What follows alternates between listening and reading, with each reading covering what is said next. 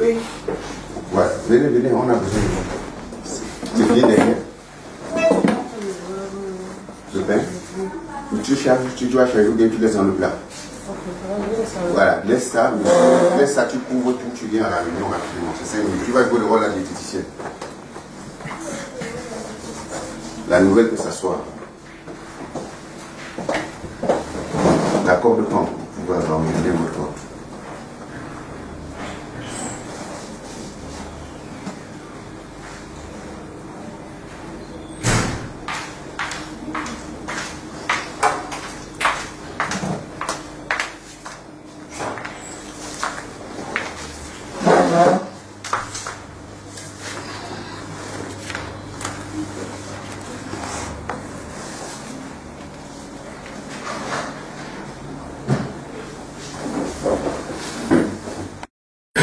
Le lion, voilà.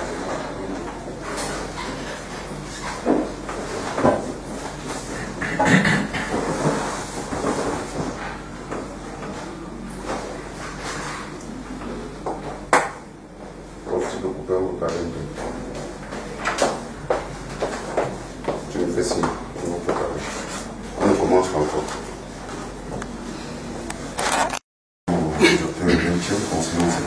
La chirurgie des malabsorptions. Dans la chirurgie restrictive, nous avons l'anneau gastrique qui est là. Nous avons l'anneau gastrique qui est là. Nous avons l'anneau gastrique qui est là. Donc on met un anneau là avec réglable à partir d'un petit manot qu'on gère ici. Et puis nous avons la sleeve gastrectomie. Ça c'est surtout les Américains qui le font. Mais là on enlève les 2 tiers de l'estomac et cette chirurgie elle est très délabrante. Bon, elle est très délabrante. Bon, l'anneau gastrique vraiment n'a pas fait ses preuves, ça fait perdre du poids, mais vraiment le malade aussi est occupé vite. Parfois il y a trop de complications, ça peut glisser, ça crée vraiment beaucoup de complications. Les complications sont énormes ici. Donc ce que nous proposons donc à cette dame, c'est la chirurgie de malabsorption qui combine en fait les deux. On fait une chirurgie restrictive, donc on lui fabrique un petit estomac et on fait donc un branchement en Y de haut. Donc tout ce qui est comme sucre digestif, sucre biliaire, pancréatique va retrouver les aliments plutôt ici. Et puis une bonne partie, donc on fait ce qu'on appelle un court-circuit. Donc voilà ce que nous avons donc proposé, c'est là bien sur un court-circuit. Et la chirurgie de malabsorption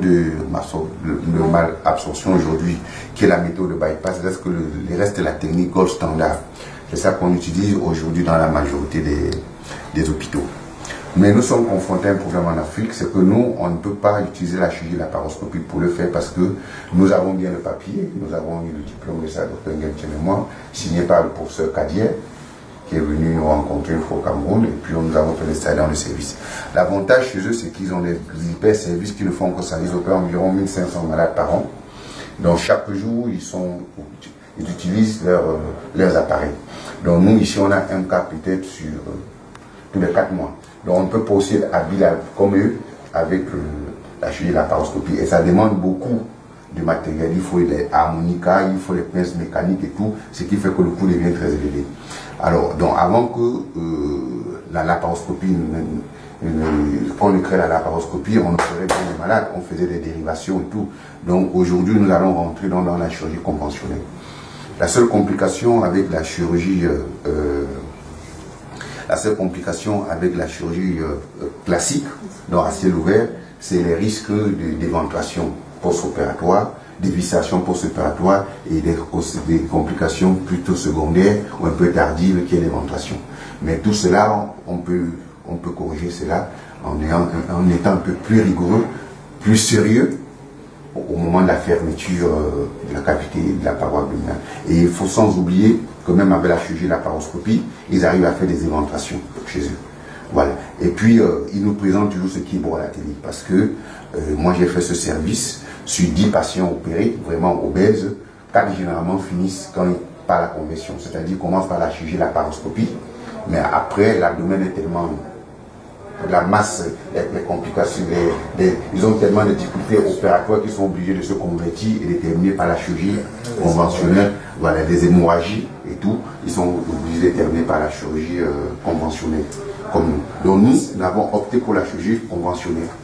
Voilà, donc cette patiente sera prise sous anesthésie générale classique. On va faire une incision sus-ombilicale, donc de l'appendice syphoïde jusqu'au niveau de l'ombilic. Voilà. Bon, on peut ne même pas atteindre l'ombilic, mais elle est très très obèse. C'est sur le champ opératoire qu'on verra la longueur de l'incision. Bon, ben, ce malade, je crois qu'on l'a bilanté et on a fait tout son bilan. Et puis je crois qu'on a adressé à l'anesthésiste. Il va falloir donc que l'anesthésiste, sur le plan anesthésique, nous dit si cette patiente elle est prête. En fait, nous avons fait une consultation pré-anesthésique pour ce malade qui est programmé dans 10 jours. Nous avons vu le malade hier et que le malade est en très bon état général. Tous les paramètres sont bons, la tension est bonne et nous avons préconisé des mesures pour pallier à son poids. Par exemple, le brassard ou le tensiomètre, les malades pareils, ils ont besoin d'un brassard spécial pour contrôler la tension de l'opération. Et l'un des grands problèmes qui est les voies aériennes, on a prévu une anesthésie générale classique avec intubation. Ce malade, c'est au score de Malampati, on le place à la classe 3, qui est une intubation probable et difficile. Donc on a prévu tout pour pallier à ce genre de problème. Sur le plan hémodynamique, il n'y a pas de problème. Le malade est à 13,5 g, donc on n'a pas de problème à ce niveau. Et la tension est bonne. Nous avons aussi vu le bilan qui a été bien fait. Tout le bilan, par exemple, la radio du thorax qui a été faite, il n'y a pas de problème. Et tous les autres bilans, comme l'urée-CRIA, sont à la normale. L'ECG, l'électrocardiogramme a été aussi fait et qui est très normal. Il n'y a pas de problème à ce niveau. En bref, pour la consultation générale du malade, il n'y a pas l'état physique, il n'y a pas de problème pour vous. Et nous sommes aussi prêts avec tous les appareils, le moniteur est prêt pour observer le malade au cours de l'intervention. Donc nous avons classifié le malade, je serai avec mon collègue M. Briso qui a aussi vu le malade, puisque c'est une chirurgie qui est de haute taille. Il fallait des anesthésistes vraiment expérimentés. Donc nous avons classifié le malade à ASA3, American Society of Anesthesiology. C'est une classification qui nous permet de voir l'état général du malade pour que l'on comprenne que le malade peut bien passer pour son opération. Et je crois que pour le moment il n'y a pas de problème. Et même d'ici 10 jours il n'y aura pas de problème. On va prendre le malade dans les bonnes conditions. Merci. C'est un problème chronique, c'est une maladie chronique et c'est une maladie générale. Alors nous les chirurgiens nous opérons dans le ventre, donc dans l'abdomen. Et puis le problème c'est dans la tête, ça se passe. Donc nous on opère dans le ventre alors que le problème d'abord se passe dans la tête. C'est pour ça qu'elle vient, parce qu'elle est un peu rejetée par la société et tout. Donc il faut voir tous ces paramètres et tout. Et ce qui fait que une patiente comme ça doit être vue par le psychologue. Donc on a demandé donc une consultation chez le psychologue. Donc je passe la parole à Dr Parot. Merci pour la parole. En fait, nous avons abordé le volet psychologique surtout sur le plan avec le couple. C'est-à-dire qu'on a pris la femme et l'homme et on a évalué chez tous les deux l'acceptation de la chirurgie et la vie après. Parce que c'est ça le véritable problème. Comment est-ce que la femme va se voir? Comment est-ce que l'homme va voir sa femme après? Et comment est-ce que la femme va se comporter en société? Parce que c'est une chirurgie qui va permettre à la femme de perdre beaucoup de poids. Quand on sait que le poids, c'est quelque chose qu'on regarde beaucoup dans notre société. Alors, c'est une femme qui est mentalement prête. On a préparé son mari à ça. Donc, nous pensons que d'ici dans 10 jours, quand on va l'opérer, ils auront déjà accepté, ils auront déjà mis les barrières qu'il faut pour pouvoir continuer à vivre ensemble avec cette nouvelle transformation. Merci beaucoup. Tous les tralala et tout ce qu'il y a comme branches qui vont se greffer sur cette chirurgie, surtout que la chirurgie n'est qu'une béquille pour cette pathologie. Donc nous allons donc voir le responsable hygiène et qualité pour qu'il nous dise si l'hôpital, le bloc en fait l'environnement et toute l'installation de l'hôpital plaide en faveur de ce type de chirurgie. Monsieur Friot, vous avez la parole. Merci docteur de donner la parole. Bon, je suis un ingénieur en conception hospitalière. Le docteur Anoupé m'a convoqué la dernière fois justement pour ce cas-là, pour cette opération-là. Il m'a demandé de venir faire un contrôle du bloc opératoire. Or, le bloc opératoire, c'est aussi une pièce maîtresse. C'est pas parce qu'on a des très bons chirurgiens, très bons anesthésistes, qu'une opération peut réussir ou pas réussir. L'environnement est important, puisque en général, quand on rentre dans un bloc opératoire, il faut que la patiente qui va rentrer soit aussi opérée dans les meilleures conditions. Donc, la première chose qu'il faut vérifier, c'est le bloc, la désaffection du bloc. La deuxième chose qu'il faut vérifier, c'est tous les instruments qui sont autour du bloc, qui gravitent autour du bloc. Il y a le bistouri électrique, il y a l'aspirateur qui doit bien fonctionner. Il y a aussi, ne pas oublier, voir si les bouteilles d'oxygène sont ici pleines ou une qui doit être remplacée. Ensuite, l'instrumentation, des affections d'instrumentation. Savoir si l'instrumentation a été bien stérilisée. Si elle est en sachet. Et si les boîtes qui doivent servir à l'opération ont bien été préparées aussi. Puisque normalement, dans une opération, il y a des boîtes qui sont faites pour un type d'opération. Ensuite, il faut contrôler si le groupe électrogène fonctionne. S'il y a le carburant dedans. Ensuite, il faut fonctionner s'il y a une réserve d'eau suffisante aussi, puisqu'on peut avoir besoin d'eau au moment de l'intervention. Et la désaffection du bloc est un peu important. C'est tout ce qu'il faut dans un bloc pour pouvoir aussi sécuriser la patiente. Ok. Bon, M. Freyer, les chirurgiens, généralement, c'est des gens un peu à part de la société, parce que c'est des gens directs, rigoureux. Et pour faire ce type d'intervention, il faut une certaine rigueur et une certaine hauteur. Donc, je crois que M. Freyer, en ce qui concerne l'hygiène qualité, nous l'a rassuré. Donc là, maintenant, vous êtes fait bien comprendre que c'est une pathologie générale. Dr Nguemtiam a beaucoup insisté là-dessus. Donc, ça touche pratiquement tout le système.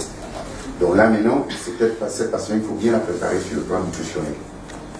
Ah oui, il faut la préparer sur le plan nutritionnel avant, pendant et après l'intervention. Donc nous allons passer la parole à la diététicienne pour qu'elle nous dise où nous sommes à ce jour. Madame Kana, vous avez la parole. Parce que, comme le psychologue l'a dit tout à l'heure, il y a d'abord une préparation, parce que pour certaines personnes, ce sera un peu difficile après.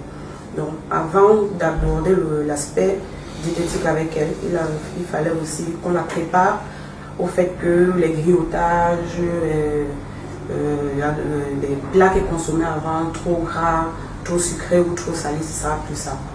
Donc, pour cela, on va la mettre ce régime dans 2 jours, puisque l'opération a lieu dans 10 jours, et il y a un régime préparatoire de 8 jours avant que le corps va le mettre, où un régime qui sera sans matière grasse, sans sucre, et où elle va éviter certains aliments comme la banane et le jaune d'œuf, parce que le jaune d'œuf contient beaucoup de cholestérol. Et ce régime de 8 jours sera fait en 3 repas. Les 3 repas qui seront fractionnés, qu'on pourra fractionner dans un intermédiaire des 3 repas, il y aura des petites collations. Et ce sera vraiment des portions très très très minimes. Et les aliments qu'elle devra manger, ce sera beaucoup de légumes.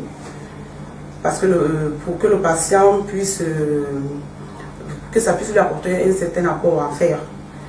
Beaucoup de fruits, sauf le raisin, la banane et autres, quelques féculents, et surtout le blanc d'œuf, et éviter beaucoup le jaune d'œuf.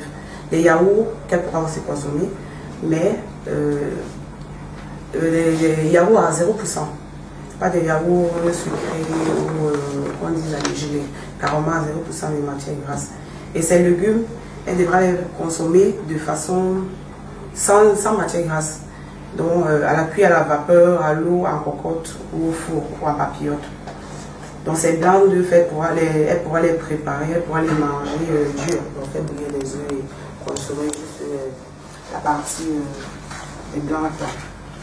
Donc, elle aura ses journées type en fait. Elle aura comme petit déjeuner du café ou du thé, mais vraiment en petite quantité avec du lait écrémé, du pain, avec du pain.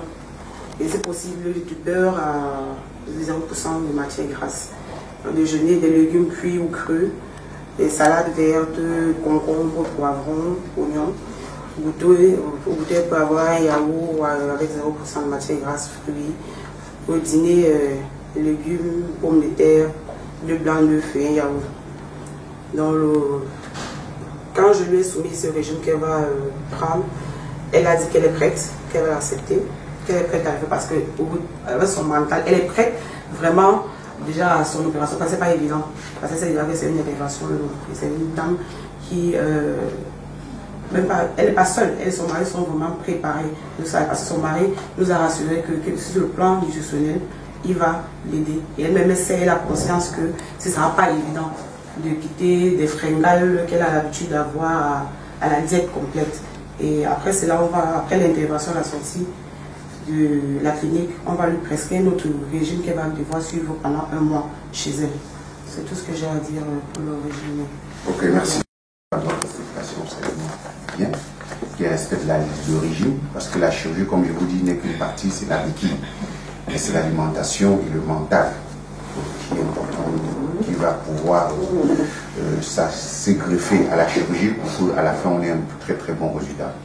Donc nous les chirurgiens généralement nous parlons d'alimentation d'abord liquide au début, après nous passons à une alimentation semi-liquide et après à une alimentation solide. Je crois que l'alimentation solide on sera autour du 8e jour, c'est ça madame? Non, ouais, le 8e jour, à partir dans les 3 premiers jours c'est complètement liquide. Ouais, oui.